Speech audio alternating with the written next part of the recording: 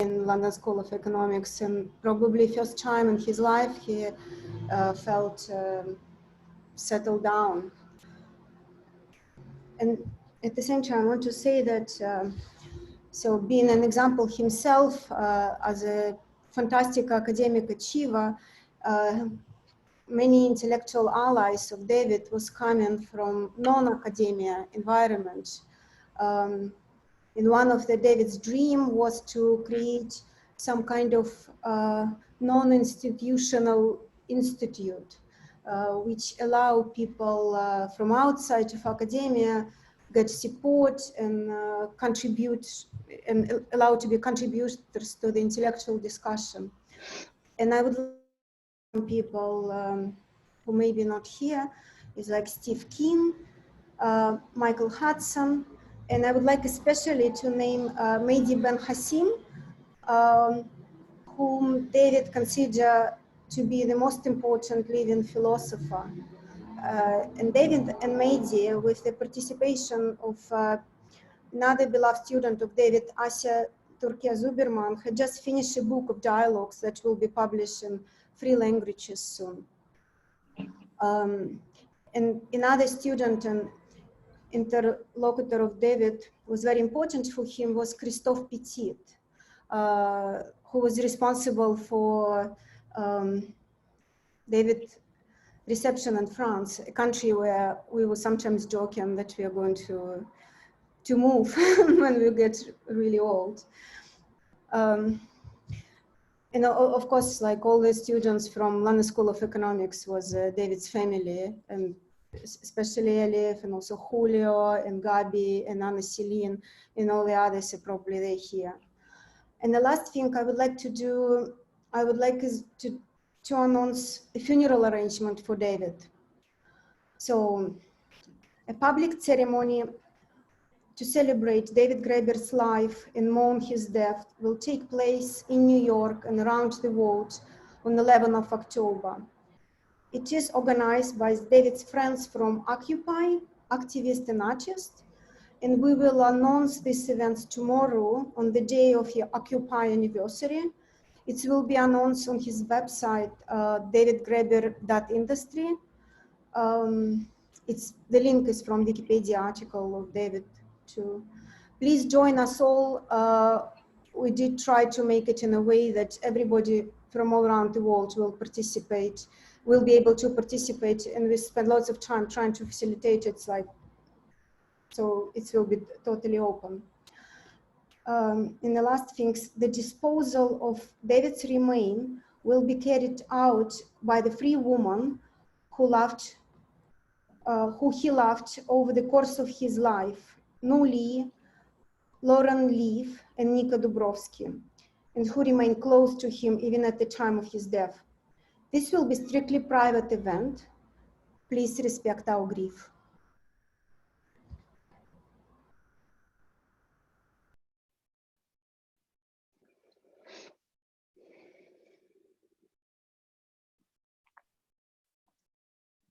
We'll now hear from Ayça Çubukçu. Okay, thank you. I didn't know what to say really, so I wrote something for David. Today, it's been exactly 2 weeks since you're gone, having left us suddenly in Venice. Where did you go, dear David? Perhaps about death too, you knew well.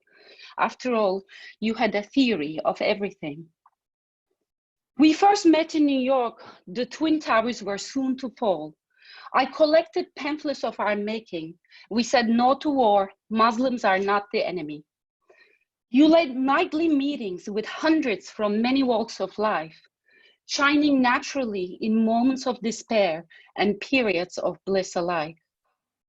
Larger than life, is that not what they say about people like you? But there was no one like you, dear David. You were not from this century. You loved borrowing dress from other periods of time. Is it the past or the future which you came from? I was 21, you were 40 when we met 19 revolutions ago. You, an anthropologist at Yale, me, an editorial assistant at a Marxist press. We met as anarchists of the Direct Action Network in New York City. You were a founder, and I and you were a rival. Soon after, we spent every night at the Charas Community Center arguing about which anti-war action to take. We organized demonstrations at Union Square. Some 10,000 people marched with us towards Times Square. I remember September 11, 2001. I'm on Brooklyn Bridge going to work when I see a plane crash into a skyscraper. The government and media speculate the crash may be the doing of anarchists. True then, we think, our movement is strong. I reach you perhaps the next day. We have a meeting in the Lower East Side. Muslim men and women are beaten and rounded up left and right. We make anti-racist, anti-war pamphlets, distribute them in groups across many neighborhoods. 5 years later, after the occupations of Afghanistan and Iraq, you and I teach a seminar at the Brecht Forum in West Village. We call it Change the World Without Taking Power, after a book by John Holloway. Years later, you published Direct Action, an ethnography, in which you thank, by our names, many an activist peopling each and every page. I take that to be an act of generosity. You, David, internationalist, anarchist, you gave anthropology a good name. Commemorations have begun, and I cannot but imagine what you would have done. Disciplined and festive you were when paying tribute, playing games, generous with your time, and very gentle with your care. I talk with friends about you. We enjoy making you alive. You will be missed, but not absent. Once here, then there, like the magic you dared. Let this be a promise. We will remember your mischievous soul dancing to its own beat while listening to us all. We will miss you sorely, dear friend, comrade, colleague, revolutionary thinker, David Graeber, presente.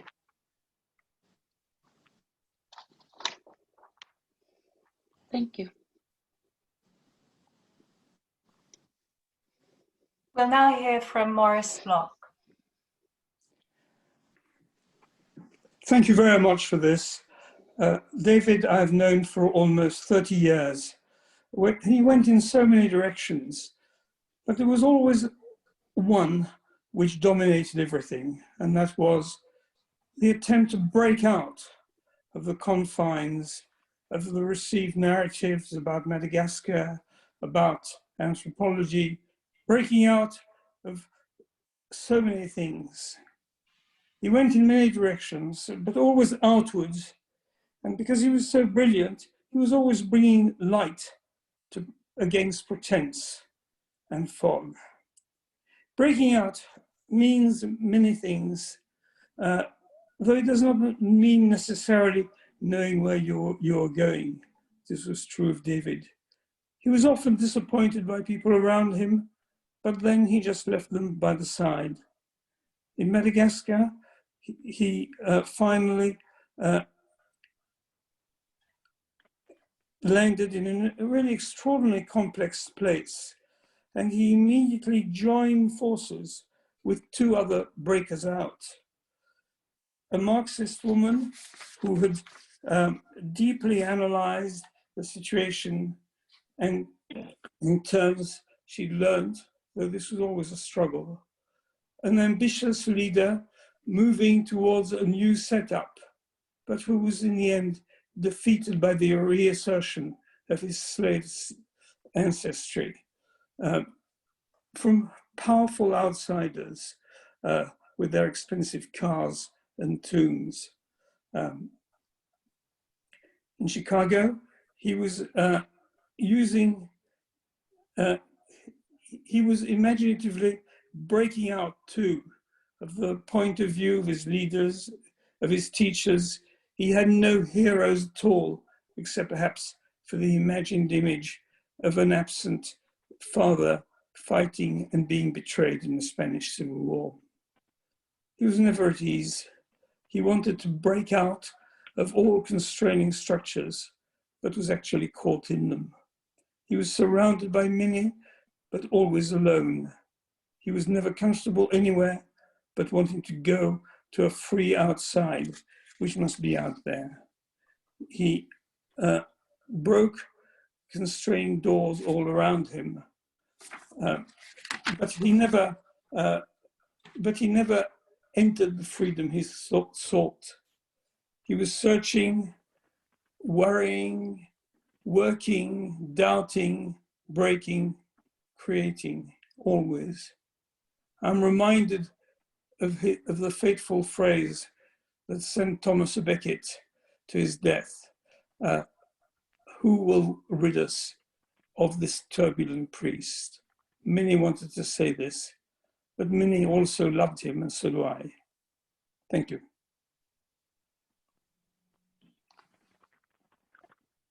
We'll now turn to Renata Todd.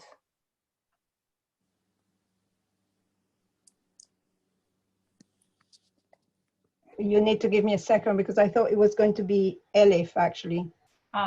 We can hear from Elif. Yeah, thank you. I just want to thank everyone for organizing this commemoration. It's been exactly 2 weeks since the tragic loss of David, and I just wanted to say a few remarks on especially, you know, when I first met him and what he meant, especially to us as Kurdish activists and people who were a part of the Kurdish movement that he was so fascinated and inspired by, and also in return inspired himself. I first met David in 2014 at a demonstration during the resistance of the city of Kobane, and it was towards the end of 2014. He had already been to Rojava once by the time I met him, and then the next time we properly met was early 2015 at the Hamburg conference that is put on predominantly by the International Initiative for the Freedom for Öcalan. And by then he had already written the preface for the English translation of volume 1 of the Manifesto for a Democratic Civilization by Abdullah Öcalan, this book that Öcalan wrote in solitary confinement in a Turkish prison. And then I was inspired, actually, David Graeber then convinced me to study social anthropology, and that's how my love for anthropology started. I think he did that for many people, and I will be ever grateful for his, for his introduction to, I think that this discipline that actually has so much potential. And it's been quite difficult to see the way David has been eulogized over the last 2 weeks. Now, none of the way he has been eulogized has been untrue. All of them have been true and beautiful and heartfelt, but it just feels incomplete for someone who I believe so deeply, and I'm sure many people agree, that should be here. Someone who loved life so much should be alive. So I think, a lot of people have spoken about his intellectual genius and his contribution in many ways, his connection to social movements, but is also his involvement as a member of social movements in general. And I think we talk a lot about, as activists who also have a connection to whether it's academia or intellectual thought in general, the importance of bringing theory and practice together. And David took that to another level by bringing theory, practice, play, and curiosity all together. And he believed that all of these must be intertwined and none of them can be separated from each other. And this is where also his love for social movements and transformation and his curiosity in human life and human capabilities and possibilities came from. And so when we say that it's a beautiful thing when academics have connection to social movements, David also, it didn't stay for him there. He had a connection to social movements, but also to people and to life in general. He never felt like he could ever be separated from life. And therefore I believe, you know, I always grew up a curious child, but I think David Graeber, and I think he did this to many of us, he made curiosity permanent for me, curiosity for our surroundings, for human life, knowledge, for information, but also for possibilities and capabilities, also through understanding history. You know, I'm sure many people who are close to him would have these experiences where you'd be talking about having a quite mundane conversation, and all of a sudden, you don't know how it's happened, but he's brought in Mesopotamian mythology into a very mundane conversation. And I remember just before the day we were traveling to Venice together for this holiday, I said, David, have you got mosquito spray? And then he you know, then we started texting about bugs, and all of a sudden, all I knew from mosquito spray, he was telling me about an Indian myth about mosquitoes and why you know, this Indian myth believes mosquitoes still exist because apparently they defended humans of some sort. You know, it was this really hilarious myth that he told me about, you know, based on mosquito spray. So I think someone once said to me, and I really believe this, that he really didn't pretend to think. You know, that we live in this world of thinkers and, like, you know, of people who believe that, you know, that's their role to, like, put thought out there and, like, you know, not be connected to life. He never pretended that, and I think this is very evident in the way he wrote. You know, many of us admire this. And at one point I said, David, how do you write in this way? You know, when I'm reading your work, it feels like I'm having a conversation with you. It feels so accessible, even these incredibly complex ideas. And he said, I do a double translation. I translate my thoughts into writing, but I make sure I do a second translation to make sure it's accessible to people. And I think this, you know, when we talk about his generosity, I think this demonstrates it in one of the most beautiful ways, because he was generous in every way.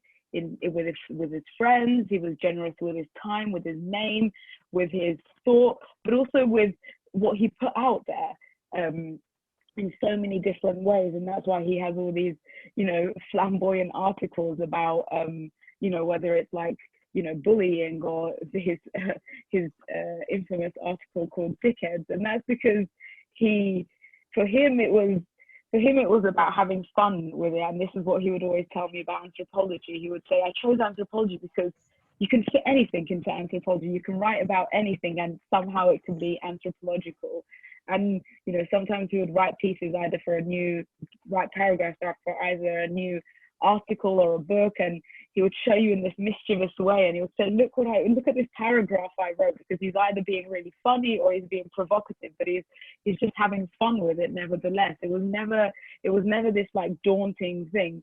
And I think, you know, all of this understanding he brought, and all of this generosity, this contribution, him as a whole person, none of these separate, you know, they came together in this beautiful harmony, his different characteristics, I think.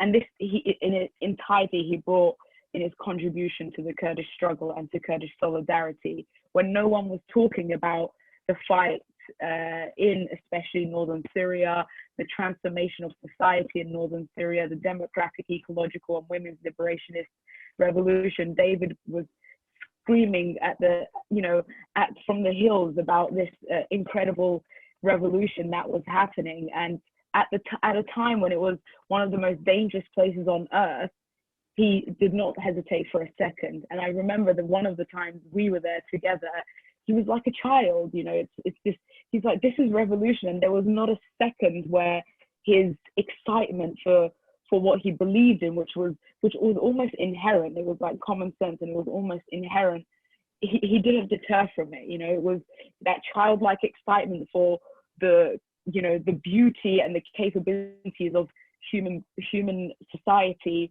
when it's allowed, that didn't ever go away, however many times he saw it. So, you know, we're at a time where a lot of people were saying, you know, Kurds have no friends but the mountains, a phrase that I have an issue with.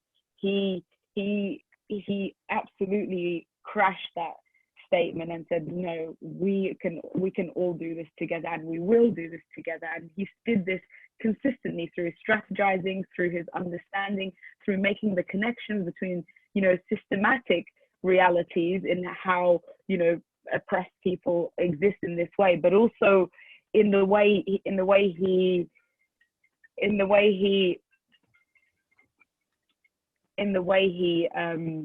just brought all of it. So I just want to say, you know, David was a friend, a comrade, a mentor. He was a source of creative inspiration, but also what we call in Kurdish a heval, which means the direct translation is friend, but it means much more than that. So yeah, I mean, we love you, David, and we will definitely never forget you. And we'll now hear from Renata Todd. Thank you, Laura, and good afternoon, everybody. I've been invited to say a few words about David as we shared a close working relationship. I met him back sometime in 2013. We'd kind of joined the department around about the same time. And initially, I'm not going to lie, I felt a little bit intimidated by him until I got to know him better. And then I realized that he was just the sweetest soul with the kindest heart. There are many things I miss about him already, not least the laugh out loud moments he delivered frequently unintentionally. Like the excuses he'd give me for missing meetings or being late to his office hours. You know, he'd come up with stuff like, oh, but I was eating lunch, or sorry, I was buying groceries at Whole Foods. He was just notoriously bad at timekeeping and diary management. And most of my phone calls to him would always start with, oh my God, David, where are you? Hurry, you're late. He'd always tell me that he was 5 minutes away, which was David speak for, I'm just leaving home now. And we'd often joke about the day he'd become fabulously wealthy on the back of his book sales. And then he could finally afford my services as a PA. And then sometime last year, David rocks up to the office. He's got this extra spring in his step. He confides that he's met somebody wonderful and that he's in love. And then a short while later, the news that he's soon to be married. And you know, despite his vast circle of friends and acquaintances, on a basic human level, he wanted the same as all of us. Someone to love and someone who'd love him back. And I'm glad he found that with Nika, because she made him so very, very happy. And it brings me comfort to know that when he left this world, he was surrounded by her love. I miss you, David.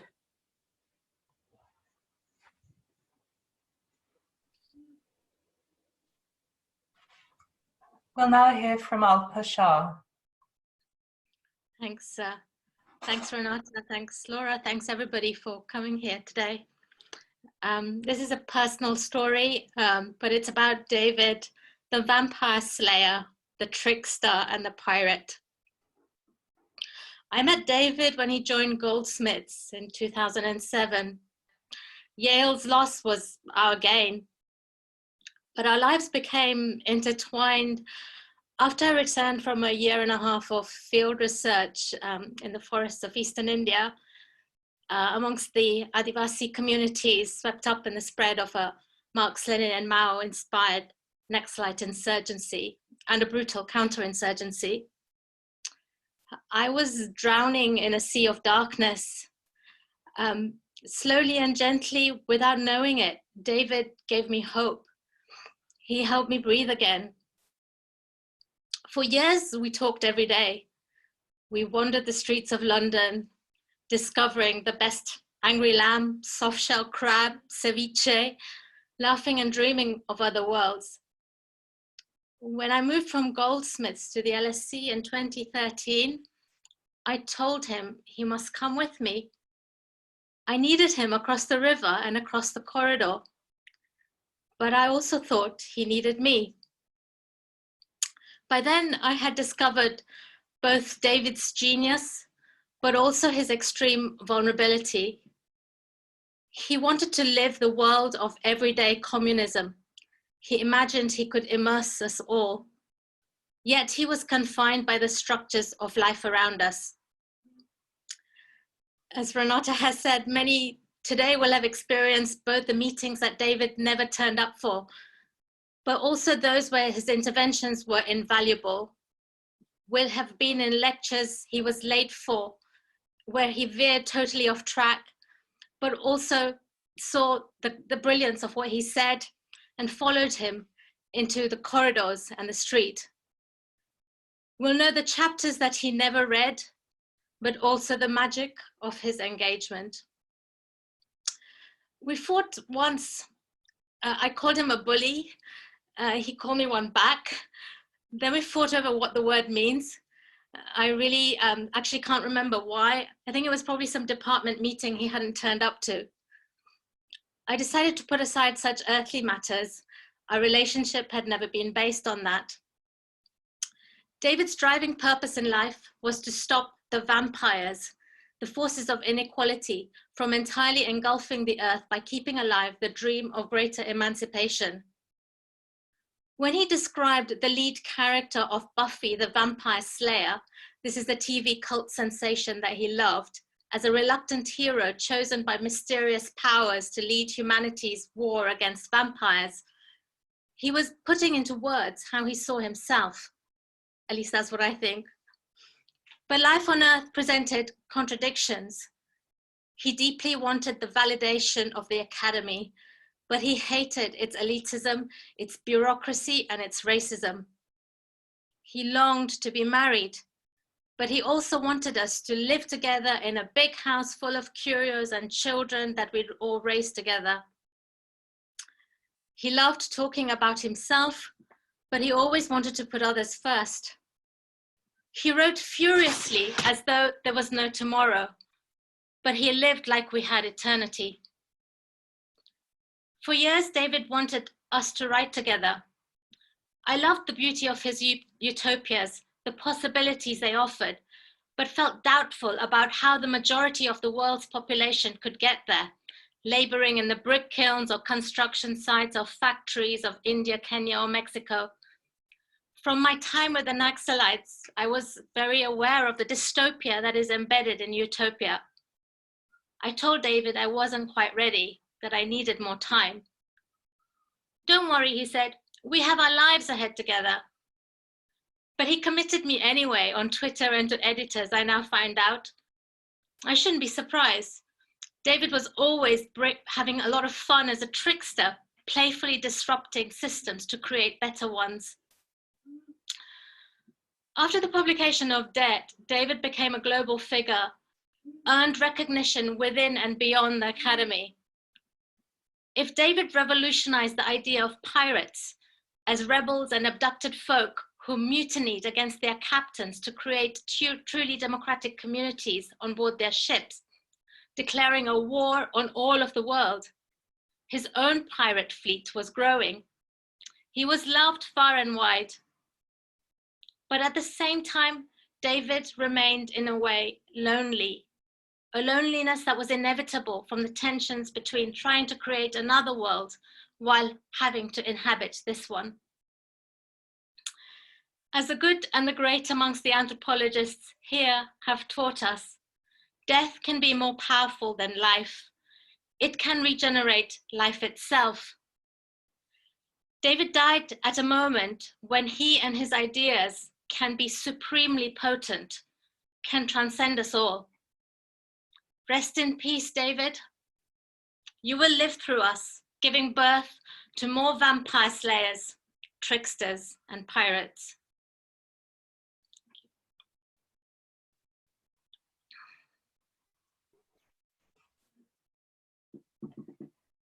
We now have some time to reflect on what we've heard and to collect our own thoughts on David. And while we do that, we're going to play again the song that led us into Across the Threshold into this time together.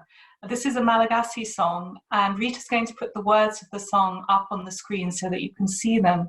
They really convey some really important and beautiful emotions, I think. And as you're reflecting and thinking, please do also start to put up your hands for the open mic. Rilani tamanga mangu sarumantu nirauna funinani ulumasineye aizam timbawani riana Rilani tamanga mangu saromanto ny raona fonenany olo masine aizany tsy mba hoany ry anina ny adiady natao fahiny samba tao itsony hoa rafikazonanitsane ny sisanampanirina ry anina ny adiady natao fahiny azamba tao itsony hoa rafikazonanitsane ny sisanampanirina ry anina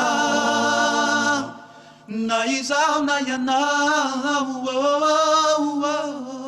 mandalo fampivahiny tsy misy omineto kaoka maiva mela ry anina na izao na ianao mandalo fampivahiny tsy misy onineto kaoka mba hifamela ry anina rasendraka velontsento ny laozany avatianao tombondalana reny azy isika za mbola hoany ry anona rasendraka velontsento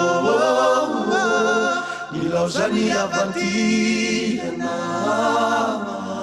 tombondalana reny azy isika za mbola hoany ry anona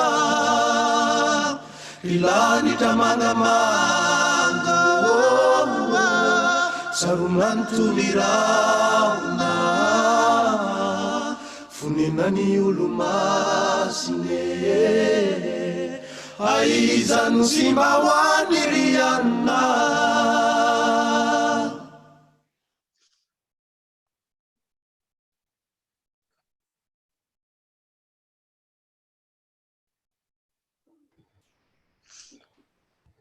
Thank you, everyone. I now have this funny light coming through, which is somewhat appropriate. Thank you, everyone. I just want to say a few words and remind you how this is going to work. So anyone who wants to join and share their thoughts and memories of David, if you can put up your virtual hand, which you find in the participants logo, please start doing so now, and then I will randomly call upon people. Let me remind you, you just have 2-3 minutes, no more than that. And I will unmute you when I call upon you, and you will receive a little message saying, do you agree to be unmuted? And you just need to click that on your screen. As Laura said earlier, if you go on and on, I might have to jump in and interrupt you, but I'm sure I won't need to do that. So I'm actually going to start by calling on Annalise, and I'm going to unmute you now. And if you can explain who you are and what your connection is to David, and then share your memories with us. Thank you, Rita, and hello, everyone. I was one of David's PhD students, and I'd like to deliver a message from the rest of his PhD students and also some previous students. So here we are. We're going to miss how generous David was with his time, how he never made us feel rushed whenever we went to see him. We're going to miss how generous he was with his thoughts, sharing anecdotes and stories about people he met and things he read, and how he broke with the cold formalities that sometimes shape student-mentor relationships by inviting us into his life and its details. We're going to miss the playfulness and the way that he mocked the structures of British academia, how he insisted on anthropology as a discipline that could really give us the tools to transform the world, and how he believed in his students and encouraged us to pursue a future in that same discipline. We're going to miss receiving emails from him sent by NSA Data Collation Center and being dazzled by his wit over drinks at the pub. His writings and ideas on value, labor, and the contemporary state of work and capitalism helped us move beyond theoretical dead ends, pushing us to approach matters creatively and differently, teaching us to ask better questions, giving us hope, skillfully and eloquently critiquing and questioning cynicism. We will miss David's voice, his fast-paced speaking and sometimes mumbling, and the unique perspective he brought into every imaginable topic. We will miss David's wisdom. At a time of dark futures, his theoretical brilliance and his kind and generous soul are much needed. We will miss David's laugh, his humor, and his determination to have fun along the way. As he once said, play is the ultimate expression of freedom for its own sake. We can only hope to face the future with his upbeat spirit. David always encouraged us to rethink anthropological tradition, challenging us to follow our instincts and to find our voices, often against the grain. David's commitment to anthropology was for its unique ability to help us think otherwise, to imagine more democratic, caring, and freer societies, which he believed existed already. It's all a matter of doing things differently, he once explained. In everything he wrote, in his activism, and in his daily practice of everyday communism, he has given us explicit advice for turning his teachings into real, concrete, direct actions. May we do justice to his memory. Thank you.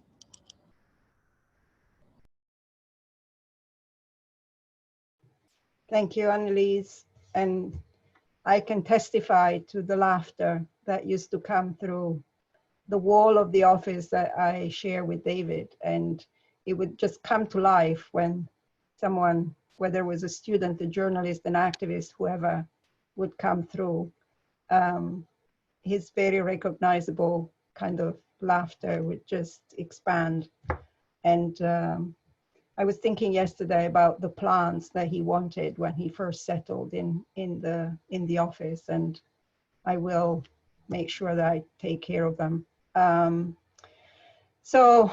Thank you very much for sharing your memories and your experience of David. I'm now going to call on, I think I'm going to call on TJ Gabor. I don't know what your full name is. If you can introduce yourself, please. Hello, yes, I'm TJ Gabor, Taisir John Gabor. For some reason, everyone calls me the guy who made his website, but I mean, just basically, I tried to amplify him and have his back because he had many enemies. His enemies were legion. I was in bullshit jobs and started working on the goofiest projects that, like with him, that had the tiniest chance of succeeding, but they were very fun. I'd better be fast because I think I have things that you might want to hear. About David the anthropologist, I heard about an old unpublished paper of David's by sheer luck and asked him for it.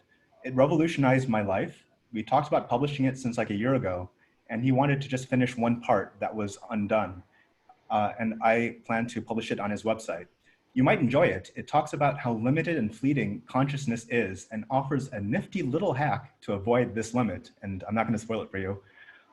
It also discusses spirituality, about how you can have everyday mystical experiences without having to, quote, sit on a mountain and beat yourself with thorns for 20 years.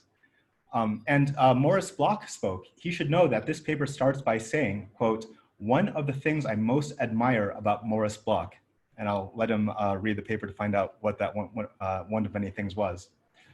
About David the activist now, here's 3 quick lessons I learned from working with him on some projects.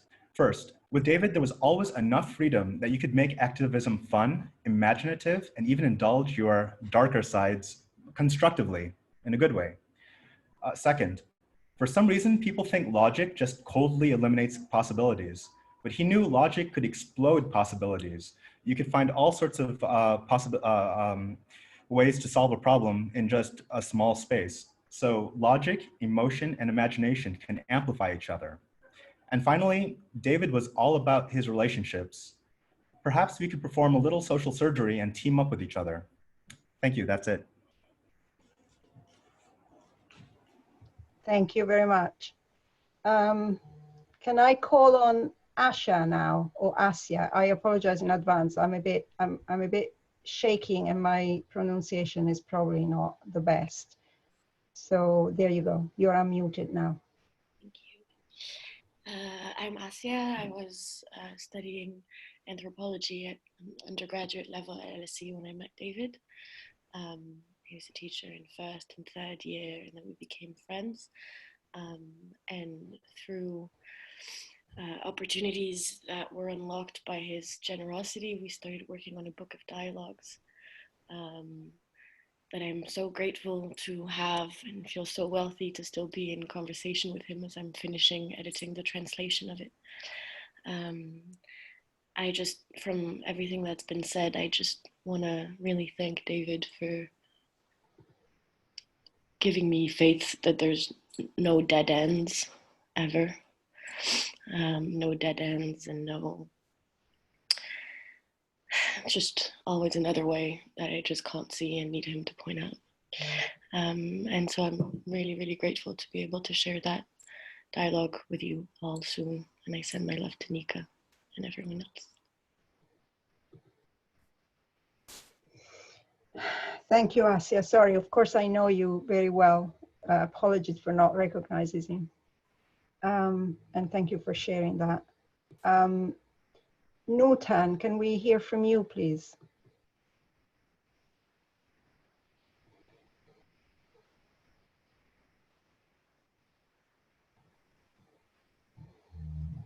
Am I audible? Yes, I can hear you, not terribly well. Try again. Hello, am I audible? Yes. Thank you for giving me this opportunity. I'm from India.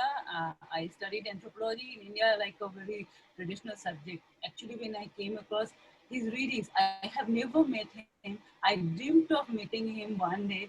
Now I more believe in the song you shared with us. So one day I'll get that opportunity, certainly. But the thing is that he gave me that idea that any discipline, if you, like every discipline has that, I can say that power to change the world, and especially anthropology in Indian context, when we study it in India, we see it very, with a very different outlook. We have an idea that is a colonialist subject which we are studying, but he gave that, he revolutionized all my thinking about that. And he helped me to understand that anthropology is all about bringing change in the society. That's why I'm indebted to him for that. And I just hope that I would be able to contribute in the line where he has been working so far when he was there with us. Thank you. Thank you very much for that. So can I call on Julio Linares, please? Hello, can you hear me? Yes. I don't really know what to say. I didn't prepare much. I last saw David the Sunday before his passing here in Berlin, where I live. I was one of his students 2-3 years ago, and ever since I met him, he always supported me and believed in me in my work, and that gave me strength to believe that other worlds were possible. Whether if it's connecting the struggles from the south, from Kurdistan all the way to Guatemala, where I'm from, to things like basic income. He encompassed everything and somehow allowed, not just me, but all of his students to really look for those corners of the imagination and bring the light out. The last thing I was working on with David was his project called Spectre, which maybe some of you might have heard about, which was supposed to be a secret political economic consortium, and I won't tell you what the rest means. And yeah, I feel quite lost at the moment, and yeah, if anybody wants to talk and figure out how to build things together in a collective way, in a consensus way, that would be really nice.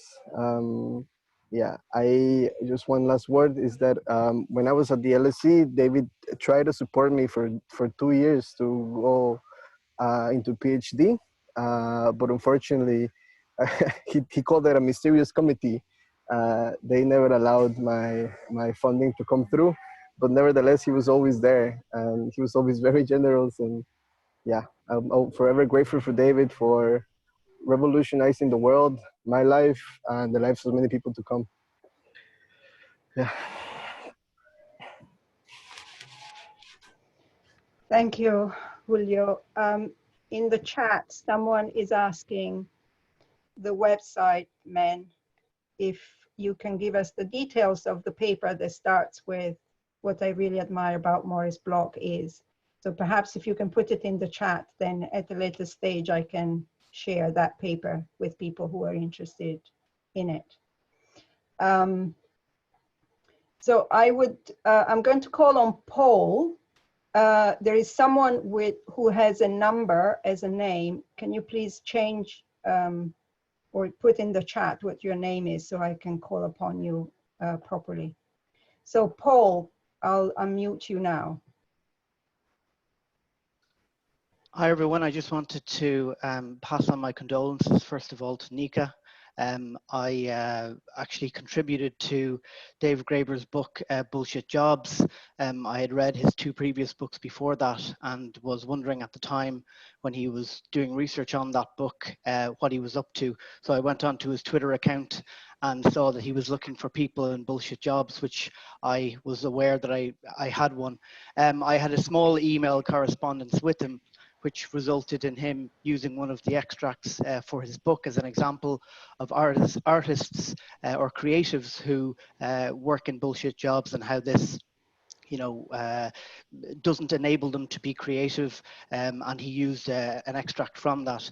What I found out later on, though, on reviewing the extract that he took was that he had also read a book that I recommended him to read, which was in the footnotes. I've asked many of my friends to read some of his own books, and the fact that he took time to read a book from on the advice of a complete stranger and cited it in his own book was just amazing. On top of that, I distributed his book on bullshit jobs throughout my work in work, and I think at some point I almost spoke to my manager about the idea of bullshit jobs at one point.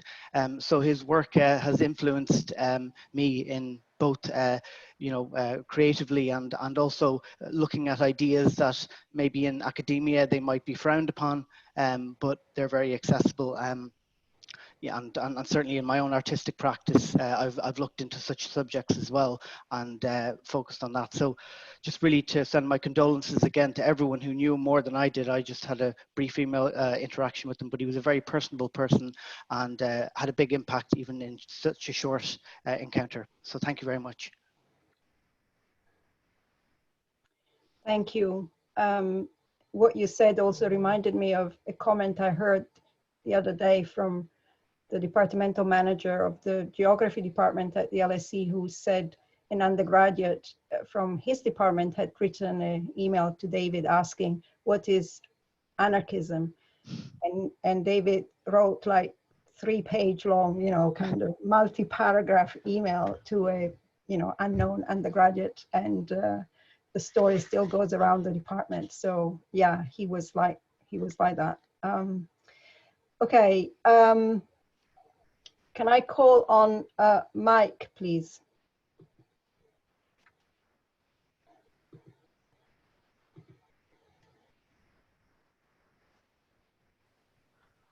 Hi. I first met David when he and I were 2 very few LSE staff members who were supporting a student occupation in the Vera Anstey room at LSE. Which is a different way of meeting him to many of you, the people here. I feel very privileged to be joining this family of anthropologists today. Ever after, when I went into the dining room at lunchtime and I found David there, I knew it was going to be a good day, because I would have a great companion for half an hour or an hour. I learned today that this was often at the cost of him being late for another meeting. I'm sorry about that.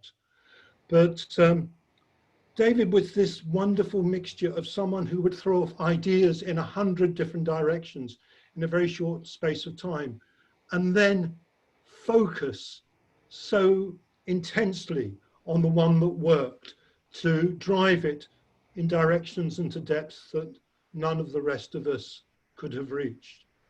I want to note David as a Jew. I want to speak on behalf of Jewish Voice for Labour. Obviously, David was not a member of JVL. He did not have much time for the Labour Party, but he was immensely supportive of our work, of our right to speak out as Jews who did not toe an orthodox line, and to take personal risk with his reputation to defend this group of embattled Jews. He was many things. He was a mensch. Thank you. Thank you, Mike. Can I call on Insa, please?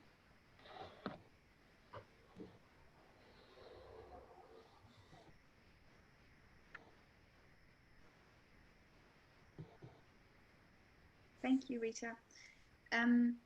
I'd just like to share my last memory of David, really. So I saw David maybe a month ago. It was in Berlin at a flea market called Mauerpark. And we hadn't arranged to see each other. So I was at the flea market walking around, and suddenly I saw him on one of the stores, and I sort of cried out, David, David, hello. And he just looked at me and he just went like this, oh, hello.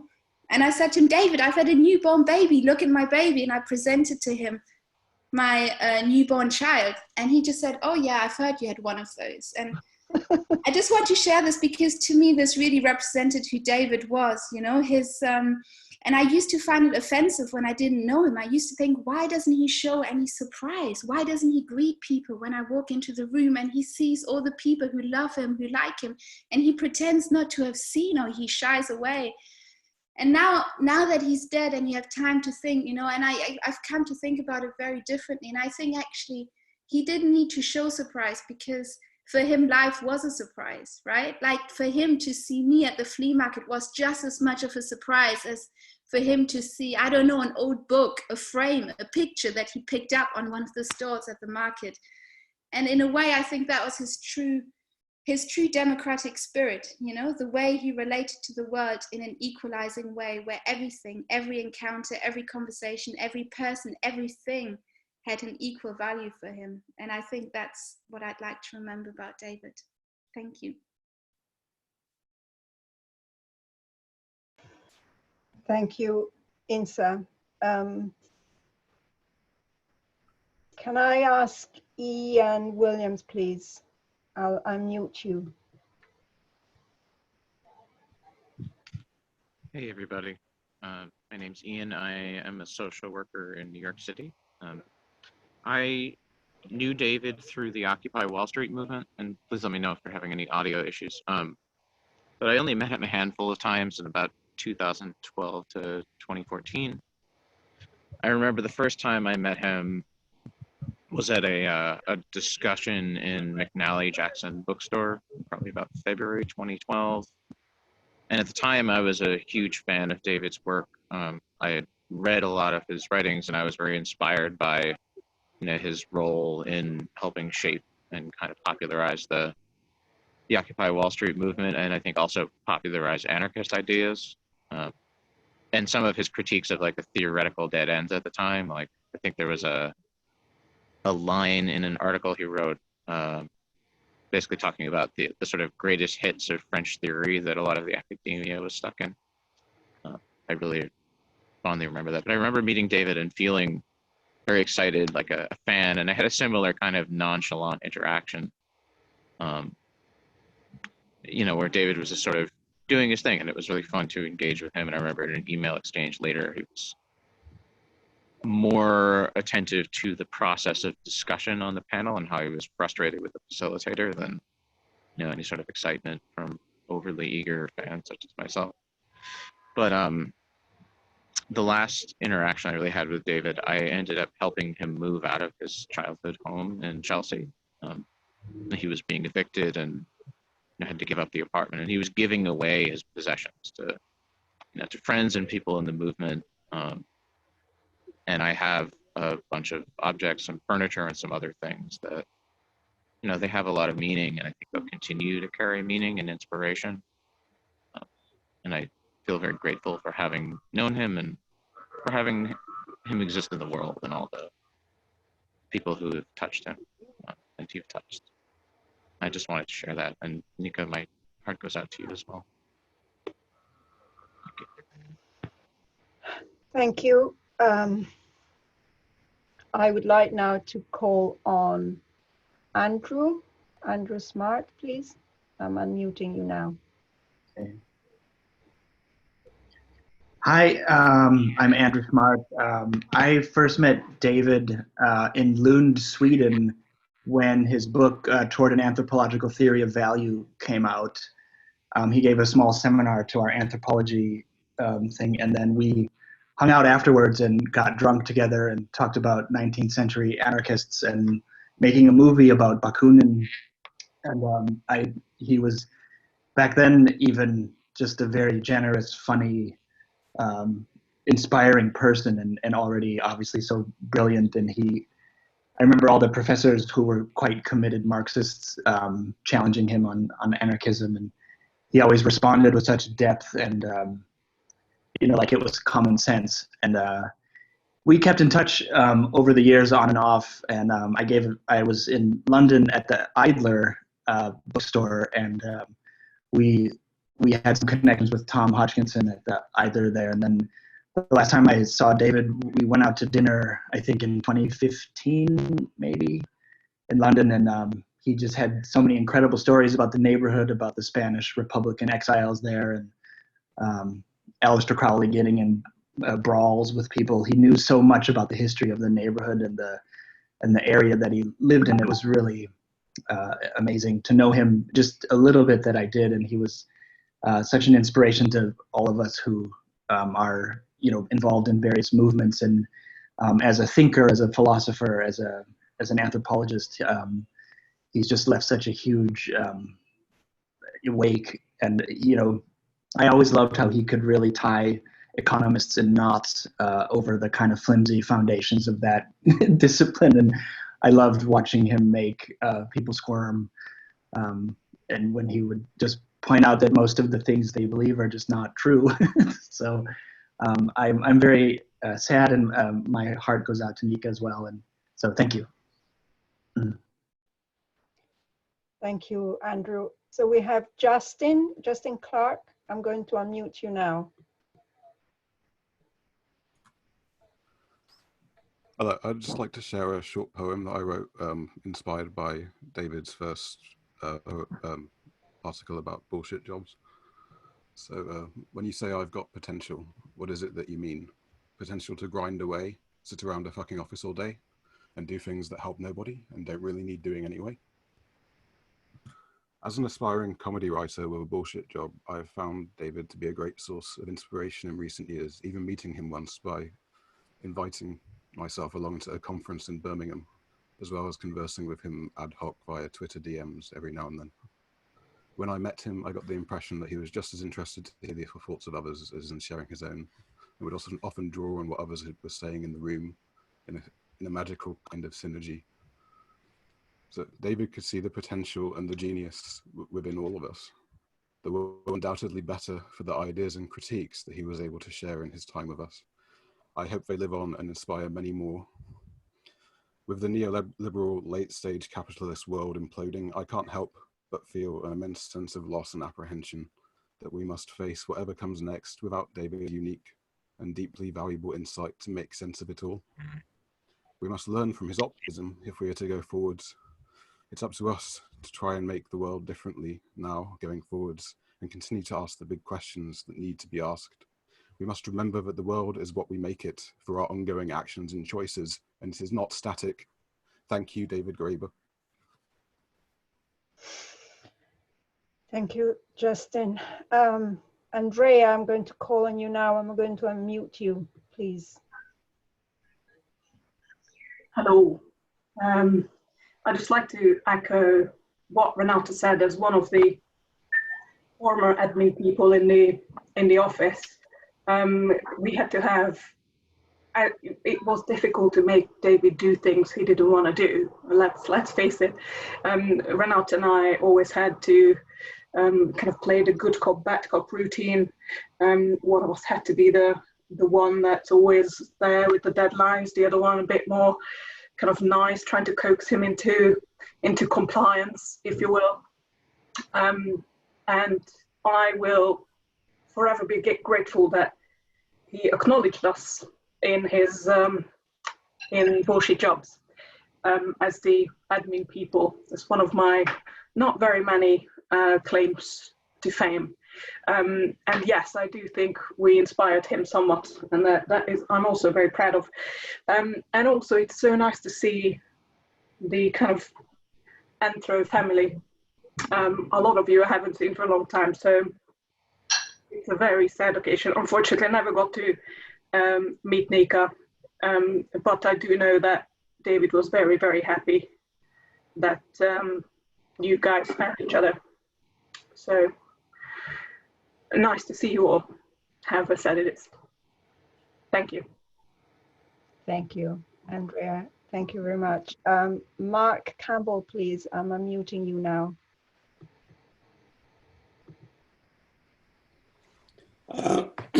Hello, everybody. Thank you very much. I would just like really to say a few words on behalf of the local people in Portobello, where David and Nika lived.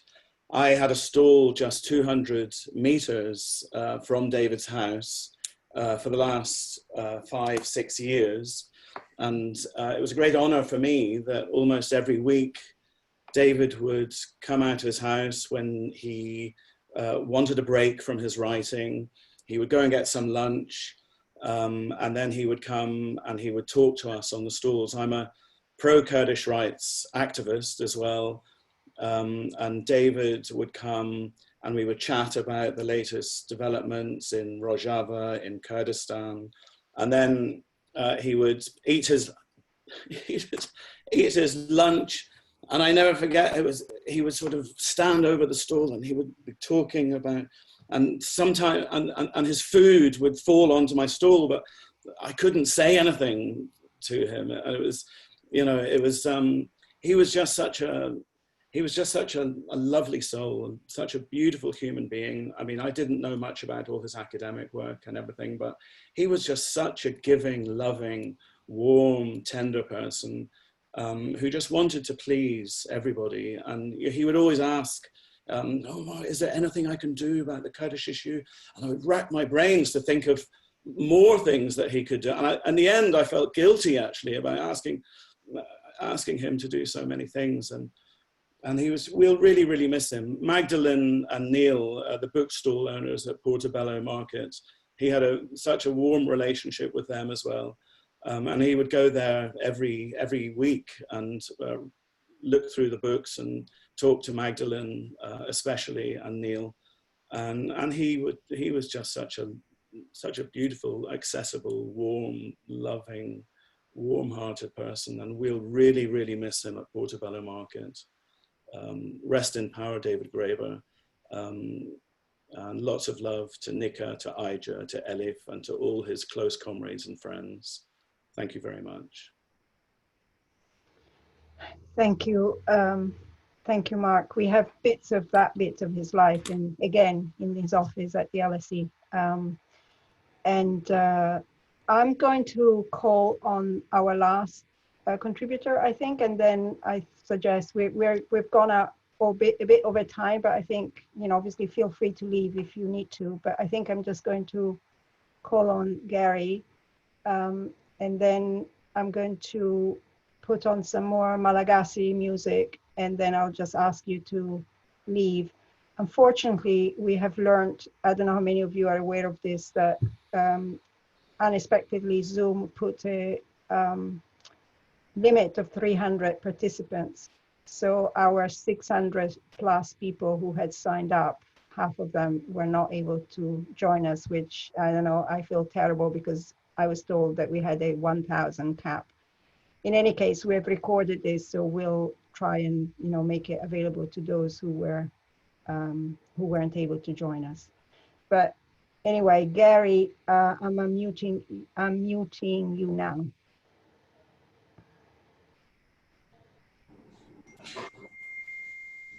Hello, my name is Gary Rowland. I'm a Heyoka, a follower of Elogwa, and a trickster. And I want to first express my condolences to Nika, to everyone on this call who was touched by David's generosity. We've all lost a dear friend. My first memory of David is underneath the Krishna tree during the organizing for Occupy Wall Street.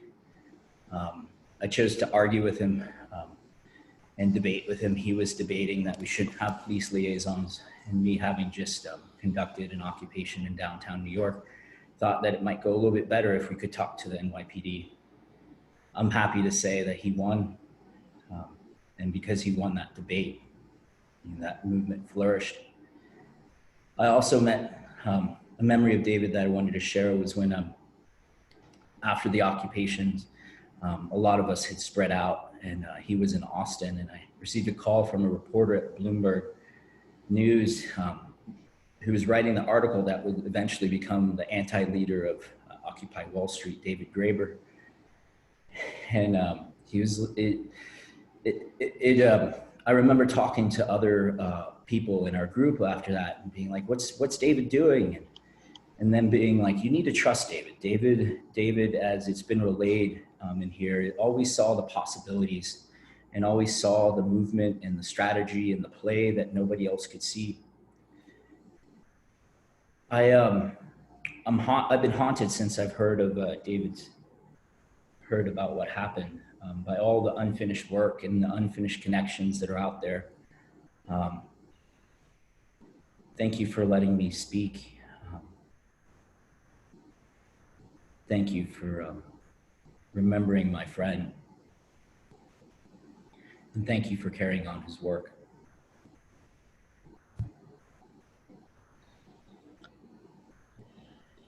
Thank you for speaking to us. And I think this will be the last contribution. I'm now going to ask Laura to just say a few final words while I get the music ready. Yes, I just wanted to say how much David will be missed by his anthropology family at LSE and beyond. And I'm really pleased that his trickster spirit has been mentioned many times during your memories. And that trickster spirit is what we were, loved about David. It was also the thing that made him unique and frustrating at times as well. But it was a spirit that always carried us as a group in entirely new directions. And for me personally, it led me into questioning ideas about debt many, many years ago when I first met him, to being drawn into collaborations with XR. And this always happened in these kind of sudden trickster asides that David would, that was his way of being, a way of engaging with people, meeting him in the corridor, dropping an idea or a thought into our minds, and then just seeing, I guess, what would happen. And that was the trickster in him. So I just want to say how much he'll be missed by all of us. And that although this is the end of our time together for thinking about him as a group that's come together in this virtual way, I'm sure that we will all keep remembering that trickster spirit as we go out into our worlds, and we will kind of manifest it in completely different ways, which is what David would have wanted as well. So thank you all very much for being here. We will also be continuing to commemorate David, probably in more formal ways, through having, in particular, Friday seminar series for him in the next academic year. But I want you all to remember him in your own ways. And thank you so much for joining us here.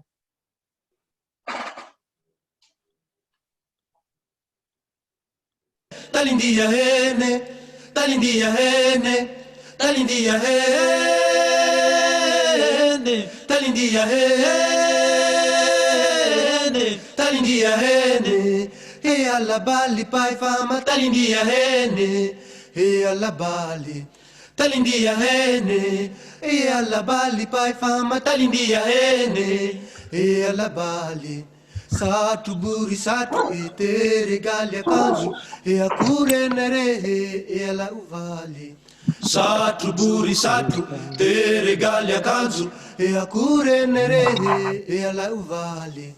Talindia hene e alla balli pai fama talindia hene e alla balli. Talindia hene e alla balli pai fama talindia hene. I've unmuted everyone. If you want to say goodbye, David. E a cure nere e alla uvali. Lambati saravi, vola mena chiavi, e a cure nere e alla uvali.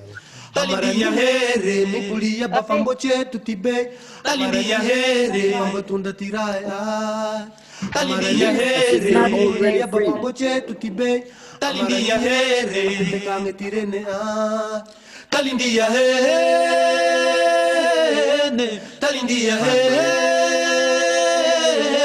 talindia here, talindia here, talindia here. Talindia hene,